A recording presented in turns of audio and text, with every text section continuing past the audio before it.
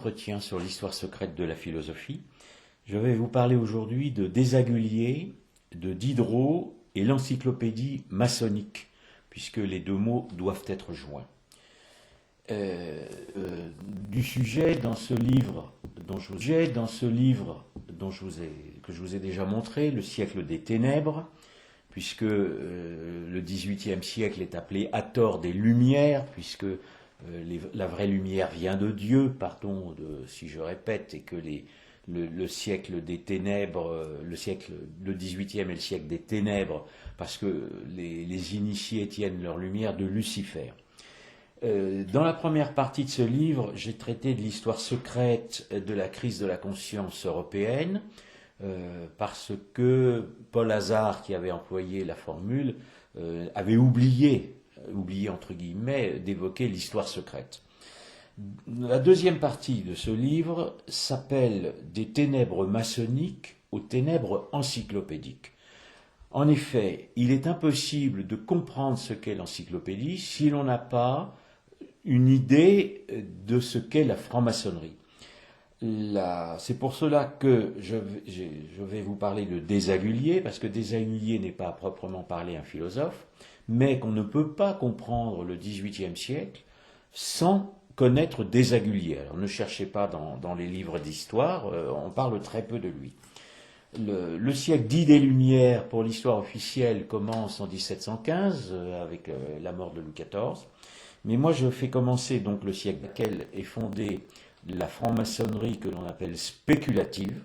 Vous savez qu'avant la franc-maçonnerie que l'on appelle spéculative, vous savez qu'avant on dit spéculative ou moderne, alors il peut y avoir des discussions pour savoir sur le vocabulaire, et vous savez qu'auparavant il y avait une franc-maçonnerie opérative, que l'on appelle opérative, c'est celle qui avait construit les cathédrales, et la franc-maçonnerie dite spéculative prétend hériter de l'opérative, mais c'est une usurpation, c'est un mensonge, un des premiers mensonges, il y en aura tellement.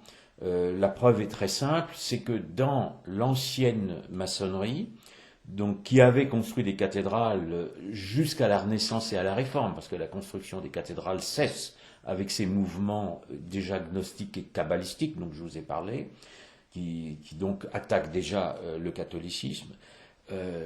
Cette ancienne maçonnerie opérative, avec ce qu'on appelait des anciens devoirs, les old charge en anglais, dans lesquels il y avait des légendes un petit peu hasardeuses, mais les maçons étaient obligés de prêter serment de fidélité à l'Église, et à Dieu et à l'Église. Or, on ne retrouve pas cela dans la franc-maçonnerie dite spéculative. Desaguliers est un personnage très important parce que c'est lui. Alors les auteurs, je cite évidemment beaucoup de dictionnaires maçonniques ou d'auteurs maçons, tout le monde reconnaît que Desaguliers est le personnage principal de la création de la franc-maçonnerie. Alors, il vit de 1683 à 1744. Je précise quand même que même si c'est le personnage principal, dans une autre conférence, je vous avais parlé de Newton, c'est Newton et la fameuse Royal Society qui sont à l'origine de la franc-maçonnerie. Mais Desaguliers est le bras de Newton. Il faut situer le contexte de cette fondation dans la suite des guerres de religion. Le XVIe et le XVIIe ont vu les guerres de religion. Et Desaguliers, lui, est un huguenot. Il est d'origine française. Ses parents sont partis de France après la révocation de l'édit de Nantes.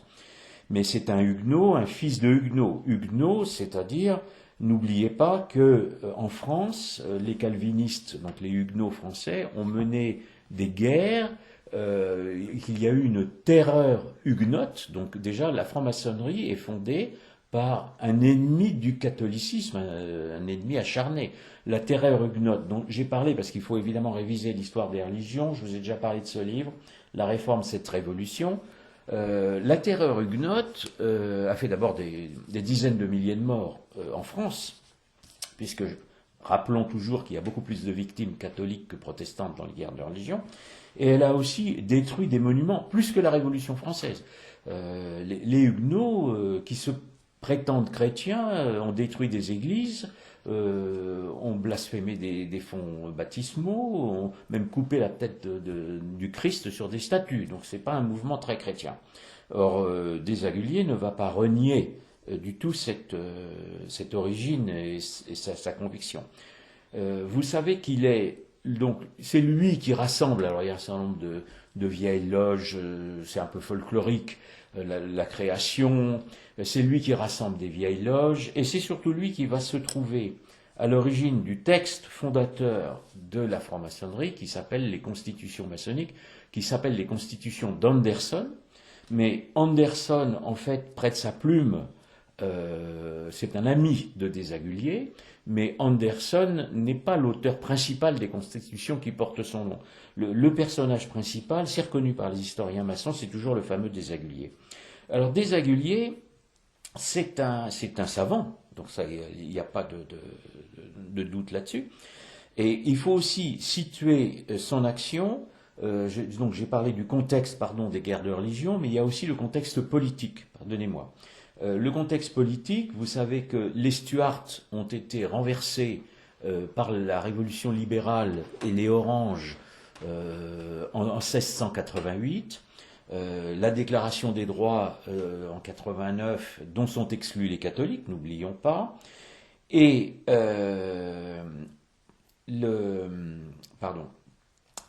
au début du XVIIe siècle, il y a Anne Stuart qui est traître, mais qui est protestante et qui est pendant quelques années reine d'Angleterre. Et en 1714, accède sur le trône d'Angleterre l'électeur de Hanovre, qui est protestant, et il n'accède au trône que parce qu'il y a eu ce que l'on appelle l'acte d'établissement, qui empêche l'héritier légitime du trône, c'est-à-dire Jacques Stuart, de devenir roi d'Angleterre. Donc il est interdit à un catholique d'être roi d'Angleterre, et les Stuarts vont être soutenus par Rome et par Louis XIV, parce que Rome, même si les Stuarts ne sont pas très... mais Rome espère par le bien d'être persécuté en Angleterre, parce qu'on persécuté. Voilà le contexte de la fondation, parce qu'on prétend que la fondation de la maçonnerie va permettre de rassembler toutes les religions, qu'on va mettre tout le monde d'accord autour de ce texte fondateur et qu'il n'y aura plus de guerre de religion. Ce qui est exact, il n'y a plus de guerre de religion, mais les religions vont être rassemblées à l'exclusion du catholicisme. Donc il y a des francs-maçons qui se prétendent catholiques, mais dès la fondation, la franc-maçonnerie est fondée contre l'Église et contre le catholicisme. Desaguliers est un adversaire du catholicisme, et Anderson aussi. Anderson est un Écossais, c'est un presbytérien. Alors les presbytériens, ce sont les calvinistes écossais. Donc ils sont tous très clairement anti-catholiques. La franc-maçonnerie est, par le biais de Desaguliers, alors la grande question, c'est de savoir si Desaguliers est ou n'est pas un Rose-Croix. Alors ça a été reconnu, et puis nié. Vous savez, ça c'est une vieille tactique maçonnique, on reconnaît un peu, puis on revient, et puis on réembrouille un peu les gens, donc finalement plus personne ne s'y retrouve. Je cite dans mon livre un franc-maçon repenti qui était Marquez Rivière, qui a écrit un certain nombre de livres très intéressants, qui écrit que par l'intervention de Desaguliers, donc je le cite, l'influence spirituelle de la pensée Rose-Croix fut certaine, ce pourquoi la maçonnerie a repris et continué l'ésotérisme des Rose-Croix. Donc même si Desaguliers n'est pas Rose-Croix, alors qu'il l'est probablement, la franc-maçonnerie va reprendre un ésotérisme Rose-Croix. Autre citation importante, revue Historia, écrite par un franc-maçon dans l'histoire officielle, qui écrit « La franc-maçonnerie fondée en 1717 par la réunion des sectes de Londres, il s'agit bien d'une réunion de sectes, doit plus à l'hermétisme qu'à la tradition des bâtisseurs, c'est ce que je vous disais, et qu'il est probable qu'elle est née non dans le sillage direct des loges de bâtisseurs, mais dans celui des hermétistes, rosicruciens, Rose-Croix, et kabbalistes, donc c'est très clair, passionnés d'architecture et presque tous impliqués dans la fondation de la Royal Society. Vous savez que la Royal Society est une société de scientifiques, mais qu'elle a des arrière-pensées politiques et des arrière-pensées financières. la franc-maçonnerie est fondée dans ce contexte. Elle va se placer au service des hanovres, ce qui va créer évidemment un certain nombre de luttes, y compris entre maçons, parce que certains voudront continuer à se placer du côté des Stuarts. Et donc Desaguliers a un rôle éminent parce que il est un scientifique. Évidemment, il enseigne à Oxford, c'est là qu'il connaît Newton, qui est d'ailleurs le parrain de son fils, c'est Newton qui le fait rentrer dans la Royal Society.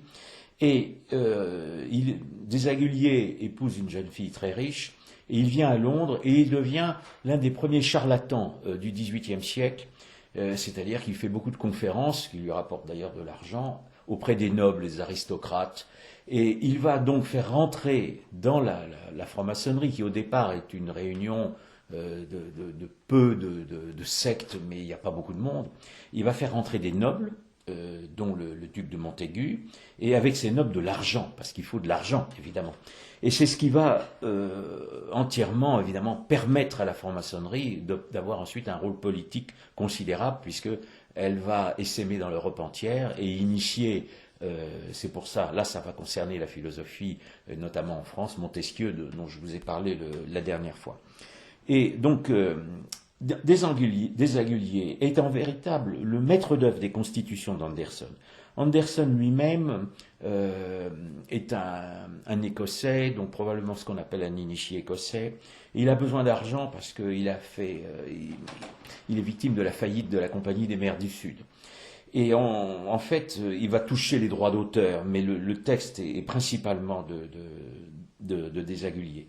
Ce texte est assez vague, il est rosicrucien, il va permettre de rassembler les sectes protestantes contre l'Église, et il ne va pas être condamné tout de suite, il ne va pas être compris tout de suite par l'Église, il ne sera condamné qu'en 1738, après ce que l'on appelle l'addition noachique. L'addition noachique, qui est... Alors le noachisme ne veut pas dire grand-chose du point de vue chrétien, mais du point de vue juif, beaucoup plus, parce qu'en fait, ça veut dire c'est la soumission, les fils de Noé sont tous soumis au judaïsme, c'est-à-dire sont des religions inférieures au judaïsme. Donc la condamnation des constitutions est concomitante avec cette addition de 1738. Les constitutions elles-mêmes se prétendent chrétiennes, elles font référence à Dieu, mais elles sont relativistes, donc pour elles déjà toutes les religions sont équivalentes, ce qui permet évidemment de rassembler les sectes protestantes, et elles sont naturalistes, c'est-à-dire qu'elles ne font plus référence à un Dieu qui est le Dieu chrétien. Le Dieu des constitutions d'Anderson, c'est le Dieu Newton, c'est-à-dire Newton qui était un alchimiste, un mathématicien, et elles ne sont donc pas théistes, elles sont déistes, c'est le fameux déisme qui n'est pas le Dieu chrétien. Anderson y raconte une histoire mythique de la franc-maçonnerie en la rattachant à des grands ancêtres, et surtout une histoire de la géométrie, c'est-à-dire de la science ésotérique. Et vous savez qu'elles sont sous les auspices du grand architecte de l'univers. Or, le grand architecte de l'univers n'est pas le Dieu chrétien. C'est le singe de Dieu, donc il est extrêmement clair que c'est le diable, ce que va d'ailleurs démontrer la légende d'Hiram, qui sera créée à propos du troisième grade. Parle de dire tout ça, mais les francs-maçons se prétendent chrétiens, alors qu'ils suivent un déisme qui est un déisme de pacotille. Et la conclusion d'ailleurs de ce déisme et des constitutions d'Anderson sera l'athéisme.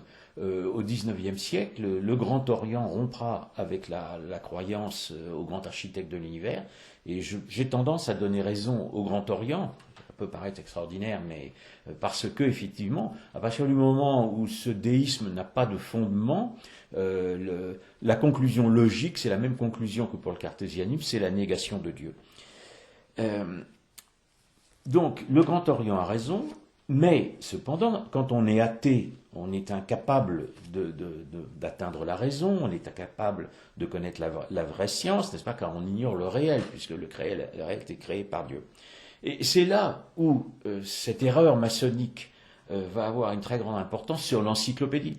C'est que l'encyclopédie va aussi être une œuvre maçonnique qui va être faite pour lutter contre le christianisme. Et elle va reprendre tous les poncifs d'éloges et tous les poncifs humanistes et tous les poncifs de la philosophie cartésienne. Je vous rappelle que le personnage principal dont je vais vous parler évidemment, qui est à la tête de l'encyclopédie, c'est Diderot, mais qu'elle est appelée par Ramsay, c'est le franc-maçon écossais Ramsay dont je vous ai parlé la dernière fois, qui appelle à la réunion des Lumières dans une sorte d'encyclopédie, et qu'elle est précédée par l'élaboration d'un dictionnaire à Londres, par un dénommé Chambers. Et en fait, Diderot, qui va être le chef de l'encyclopédie, est d'abord chargé de traduire le dictionnaire de Chambers. Et en fait, il va augmenter beaucoup l'œuvre. Il va être le grand maître de l'œuvre. Alors, Diderot, 1713-1784, grande question, est-ce qu'il est franc-maçon, est-ce qu'il ne l'est pas? Il n'est pas reconnu officiellement comme tel, mais il n'est pas non plus nié qu'il ait pu l'être. Et moi, j'ai posé une autre question dans mon livre, c'est est-ce qu'il est autre chose que franc-maçon? C'est-à-dire, par exemple, comme des Aguliers, Rose-Croix. Pour donner un seul exemple, c'est que après 72, donc après l'encyclopédie, il ira voir Catherine de Russie, et la cour de Russie est infestée d'illuminés qui sont des Rose-Croix. Il reprend évidemment, comme des Aguliers, des croyances Rose-Croix, et il est extrêmement clair que Diderot est un anti-catholique. Donc l'encyclopédie a à sa tête un anti-catholique, il n'est pas hypocrite. Vous savez qu'il a été élevé chez les jésuites, qu'il quitte le collège jésuite. Bon, il y a évidemment une érudition, mais il va faire tout le contraire de ce qu'il aurait pu y apprendre. Il mène une vie de bohème, il s'adonne à la débauche, il est aussi un escroc, c'est-à-dire qu'il justifie souvent par ses œuvres le fait que l'on prenne l'argent aux riches, n'est-ce pas? C'est un vieux discours. Et il rencontre un certain nombre de personnages dans les cafés parisiens, et il va être chargé il va être mis à la tête de l'encyclopédie. Bon, il est d'abord extraordinaire que l'encyclopédie ait à sa tête quelqu'un qui ne soit pas franc-maçon. La philosophie de Diderot, l'encyclopédie, comme vous le savez, est une œuvre pseudo-scientifique, comme la Royal Society est une société pseudo-scientifique. Le but, c'est de lutter contre le christianisme. C'est plus ou moins avoué, d'ailleurs, même par l'histoire officielle. Diderot a ce mérite qu'il va en fait révéler la vérité de l'encyclopédie. Quand on lit Diderot, on a la clé de l'encyclopédie. On comprend très bien que l'encyclopédie est hypocrite. Exemple très simple, Diderot écrit les pensées philosophiques donc en 46, ce qu'il fait connaître. Là, il est déiste. Et puis, la lettre, n'est-ce pas, en 49, la lettre sur les aveugles à ceux qui voient. Ceux qui doutent de l'initiation de Diderot, je donnerai simplement cette clé. La lettre, n'est-ce pas, aux aveugles. Les aveugles, ce sont les obscurantistes, ce sont les catholiques, les aveugles. Et ceux qui voient, ce sont ceux qui ont reçu la lumière. Il y a évidemment un langage codé. Diderot dévoile la réalité de l'encyclopédie. Là encore, c'est assez simple. Je vais donner un exemple en le citant. Pardon, je le retrouve. Voilà. Partir et auquel il faut tout ramener. Bon, c'est l'affirmation de l'humanisme. Et Diderot précise, auquel il faut tout ramener. Bon, c'est l'affirmation de l'humanisme. Et Diderot précise, la pensée qu'il n'y a point de Dieu n'a jamais effrayé personne. Donc il tire véritablement la conséquence. On comprend avec Diderot qu'il va falloir se libérer de Dieu. Il écrit d'ailleurs des romans qui sont extrêmement aussi révélateurs. Bon, un seul qui est vraiment une injure au catholicisme, c'est la religieuse, n'est-ce pas? Où il raconte comment la supérieure d'un couvent a des mœurs saphiques, n'est-ce pas, avec les religieuses. On est dans le scandale absolu. C'est d'être franchement athée et matérialiste. Pour lui, être franchement athée et matérialiste. Pour lui, alors évidemment, ce matérialisme n'est pas nécessairement très rationnel parce que Diderot écrit « Mettez à la place de Dieu une matière sensible. » Je ne sais pas si vous connaissez une matière sensible, mais moi je n'en connais pas. En puissance d'abord et puis en acte. Et vous avez tout ce qui se produit dans l'univers, depuis la pierre jusqu'à l'homme. Pour Diderot, l'homme n'est pas évidemment créé par Dieu. L'homme fait partie, est un mécanisme. D'abord, l'homme pour lui n'a pas n'est pas une personne avec une âme, mais c'est un mécanisme, il a une conception complètement mécanisme de l'homme, qui est simplement un dérivatif de la nature, un aboutissement de la nature. Vous comprenez que c'est d'une actualité totale. Ça va très loin, parce que pour Diderot, l'homme n'est plus un individu au sens chrétien, c'est-à-dire l'union d'un corps et d'une âme. L'homme, en fait, n'a plus aucune existence. N'est-ce pas ? Pour Diderot, l'individu n'existe pas. Il n'y a qu'un seul grand individu, c'est le tout. Le tout, c'est le grand tout naturel, c'est le grand un des hermétistes, c'est le grand un du monisme, n'est-ce pas, de ce que l'on appelle le monisme métaphysique. On a là la révélation du fond de la vérité de l'encyclopédie. L'autre grand apport, entre guillemets, de Diderot, c'est de comprendre que la culture va servir de vecteur à la révolution à laquelle il appelle, et qu'il ne suffit pas d'avoir une culture, mais d'émouvoir. Il va promouvoir l'émotion pour arriver à ce qu'il appelle le dressage des enfants. Et son but, c'est pareil, c'est d'intégrer complètement les enfants dans un grand tout qui va être un totalitarisme. Et Diderot va finir ses jours, va aller en fin de vie plutôt en Russie, où naîtra le grand totalitarisme communisme. Voilà la finalité de l'encyclopédie, révélée par Diderot lui-même, hélas le plus grand philosophe du XVIIIe siècle. Ce qu'il y a d'extraordinaire, donc cette encyclopédie est maçonnique, et Diderot est ce que les francs-maçons appellent un athée stupide. Dans les constitutions d'Anderson, il était interdit à un franc-maçon d'être un athée stupide. Or, Diderot est un athée, c'est avoué. Alors, je ne dirais pas qu'il est stupide, parce que Diderot, hélas, ne l'est pas, mais il n'est pas intelligent. Intelligent, ça veut dire, intelligere, c'est lire à l'intérieur. Or, les athées ne peuvent pas lire à l'intérieur.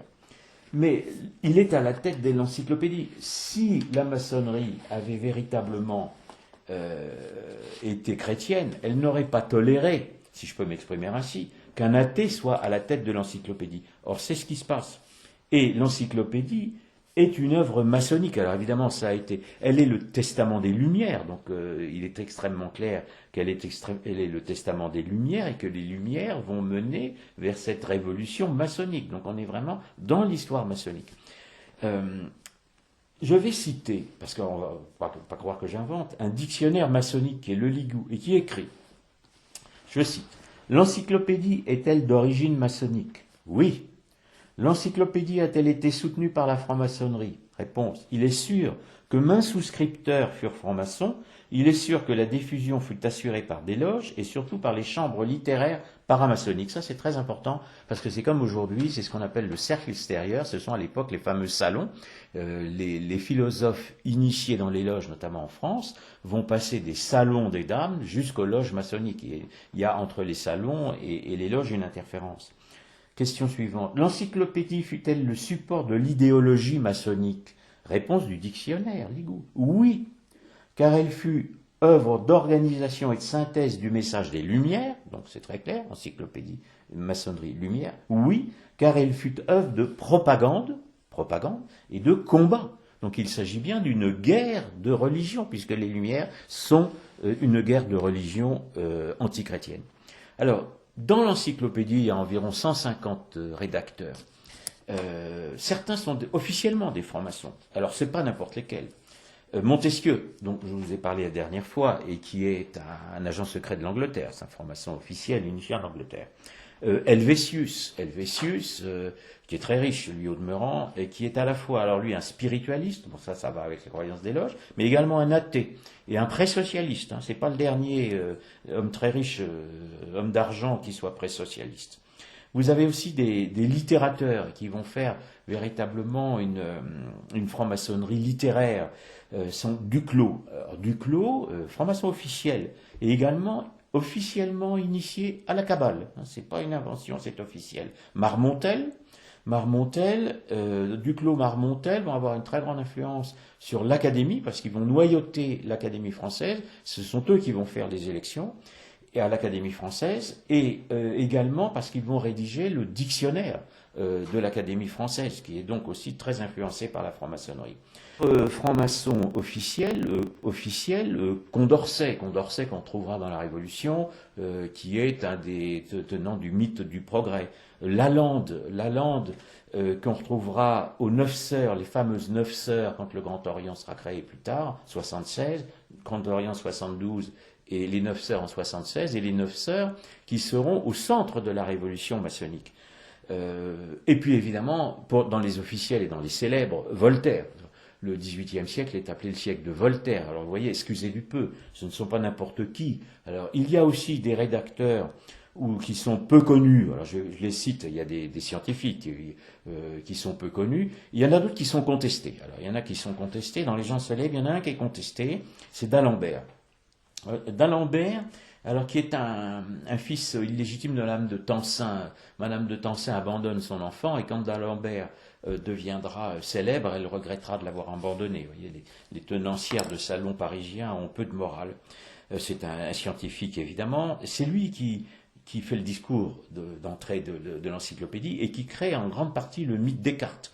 Pour lui, Descartes est un grand homme parce qu'il a mis fin à la scolastique, ce que j'ai déjà expliqué dans les conférences antérieures.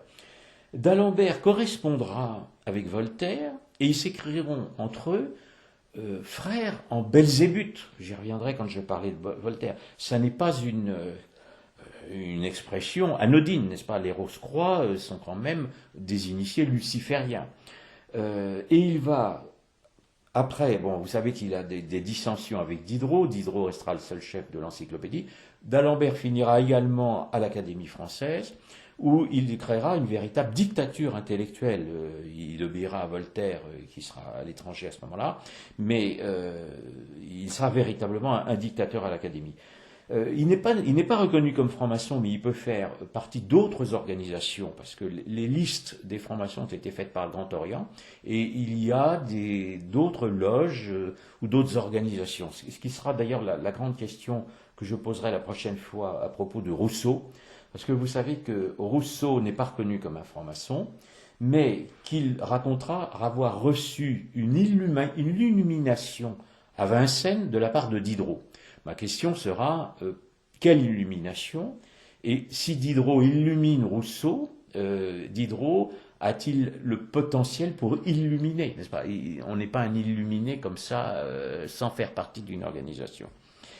L'autre aspect donc, qui relie l'encyclopédie à la franc-maçonnerie, il ne faut pas l'oublier, c'est l'aspect financier. Pour faire l'encyclopédie, ça dure 25 ans, il faut de l'argent. Quels sont les financiers? Il y en a plusieurs, mais quels sont les plus grands financiers de l'encyclopédie? C'est Jaucourt, qui est un faux chevalier. Or, Jaucourt est peut-être un Rose-Croix. En tout cas, il écrit beaucoup d'articles dans l'encyclopédie, et il apporte beaucoup d'argent. Et il écrit un livre sur Leibniz, qui a été grand maître Rose-Croix, dont aussi je vous ai parlé la dernière fois. Et son argent, on ne sait pas d'où il vient, mais il vient de Hollande. C'est déjà un peu mystérieux. Le deuxième grand financier de l'encyclopédie, c'est d'Holbach. D'Holbach, c'est pas son vrai nom. Son vrai nom, c'est Dietrich.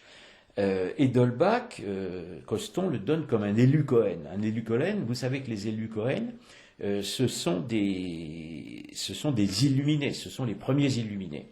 Or, il y a à l'encyclopédie un illuminé, un franc-maçon, un illuminé qui sera célèbre, c'est Villermoz.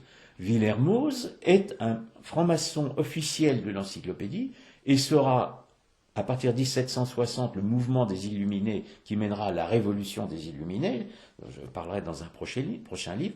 Villermoz est celui qui fera la jonction avec les fameux Illuminés de Bavière, qui sont les Illuminés de la déesse Raison. Donc, si vous voulez, le rationalisme de l'encyclopédie est déjà en prémisse ce que sera le rationalisme des Illuminés de la déesse Raison. D'Holbach est un franc-maçon officiel, virulent contre le christianisme, qui font scandale, et il écrit contre les religianismes, qui font scandale, et il écrit contre les religions, mais il fait une exception, c'est le judaïsme. Il écrit un livre qui s'appelle « L'esprit du judaïsme », dans lequel il développe une théorie matérialiste, et il reprend dans ce livre une partie de ce qu'avait déjà fait dans la philosophie kabbalistique Maïmonide, dont je vous ai parlé précédemment. Vous savez que Madame d'Holbach aura aussi un salon où passent toutes les philosophes, et on a appelé le salon de Madame d'Holbach la synagogue philosophique. Donc je pense que, sans vouloir dire quoi que ce soit d'autre, mais que d'Holbach ou Madame d'Holbach, ou les deux, ont quelque chose à voir avec la synagogue. Ce qu'il y a de très intéressant, c'est que la philosophie donc, de d'Holbach, qui est celle de l'encyclopédie aussi, est la philosophie de la Kabbale. Vous savez que la Kabbale était un ésotérisme, n'est-ce pas, judéo-égyptien, et qu'on retrouve dans la Kabbale, de même que dans d'Holbach, de même que dans Maïmonide, cette fameuse conception de l'éternité du monde qui est incompatible avec la Bible, quel que soit le testament. L'encyclopédie a un certain nombre de croyances qui ne sont pas prouvées, elles se présentent scientifiques mais elles ne sont pas prouvées. Il y en a une sur laquelle je voudrais juste insister parce qu'elle est d'actualité. C'est la croyance de ce qu'on appelle le mythe en l'œuf cosmique ou l'œuf primordial. C'est un mythe égyptien, donc ésotérisme judéo-égyptien, et il est à l'origine de l'évolutionnisme. Diderot, déjà, lui, est émerveillé, il pense que tout vient d'un œuf, cet œuf produirait à la fois la pierre et puis après diverses évolutions l'homme. On est dans le mythe de l'évolution. Je rappellerai simplement la vieille formule qu'on emploie, mais quelle est la poule qui a pondu l'œuf? Et si cette poule est née d'un œuf, quel est l'œuf qui a pondu, dont vient la poule, n'est-ce pas? Il faut bien qu'il y ait eu un moment une création, parce que rien ne peut sortir de rien. Il y a une nécessité de création. Il ne peut pas y avoir une auto-création de la matière par elle-même. De même qu'on est toujours dans la même suite que l'erreur cartésienne, n'est-ce pas? C'est pas le cogito qui crée le réel, c'est pas l'être c'est pas la pensée qui crée l'être, c'est parce qu'il y a un être que nous pouvons avoir une pensée, et c'est parce qu'il y a une création divine qu'il y a une matière, qu'il y a un esprit, une matière, etc. On est, avec l'encyclopédie, à l'origine de la mythologie moderne, c'est-à-dire de ce qui nous est encore aujourd'hui imposé. Le créateur ne peut pas être n'importe quel créateur, c'est pas un démiurge interne à la matière, comme l'est le grand architecte de l'univers, il faut que ce soit un Dieu transcendant. Sinon, on n'est plus dans ce que l'on appelle le dualisme métaphysique, dont je vous ai aussi parlé. Le grand architecte des francs-maçons est interne à la matière. C'est un démiurge, ça n'est pas Dieu, je répète parce que c'est très important. Les conséquences sont diverses, elles sont politiques, puisqu'on va aller vers la révolution, mais elles sont aussi cognitives, puisqu'on ne peut pas avoir de raison en dehors du dualisme métaphysique, c'est-à-dire de la raison divine, et qu'on ne peut pas avoir de liberté, évidemment, en dehors de la création, de l'incarnation en plus. Et nous en avons la preuve, là je suis dans la théorie, mais nous en avons la preuve. Les ténèbres maçonniques entraînent les ténèbres encyclopédiques. Les ténèbres encyclopédiques sont donc le testament des Lumières. Elles entraînent la révolution qui va être faite par la maçonnerie, révolution maçonnique. La révolution va renverser l'autel et mettre à sa place une république qui va être une république maçonnique. Et aujourd'hui, la république nous emmène vers un mondialisme qui est un mondialisme maçonnique. Donc nous sommes dans l'actualité, avec les ténèbres du XVIIIe siècle, nous sommes dans l'actualité. Ceux qui nous gouvernent aujourd'hui et qui nous entraînent vers la dictature mondiale sont des adeptes des Lumières, ils la revendiquent. L'excellente expression qui a été employée par Adrien Abosi, la République est la République des Lumières.